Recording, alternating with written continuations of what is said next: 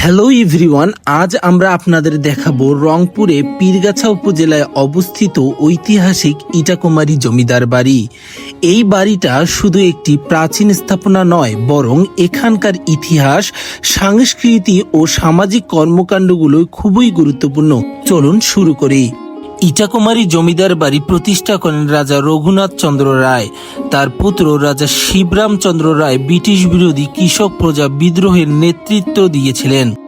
এক সময়ে এটি শিক্ষা এবং সাংস্কৃতিক কর্মকাণ্ডের কেন্দ্র হিসেবে পরিচিত ছিল।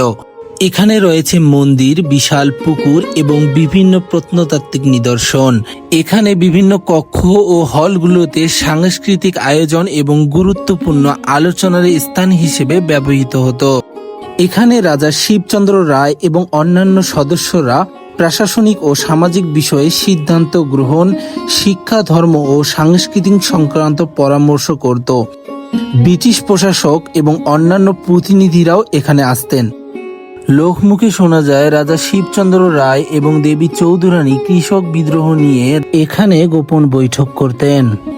আজকের এই দিনে জমিদার বাড়িটি বেশিরভাগ অংশই অবহেলিত ও ধ্বংসপ্রাপ্ত।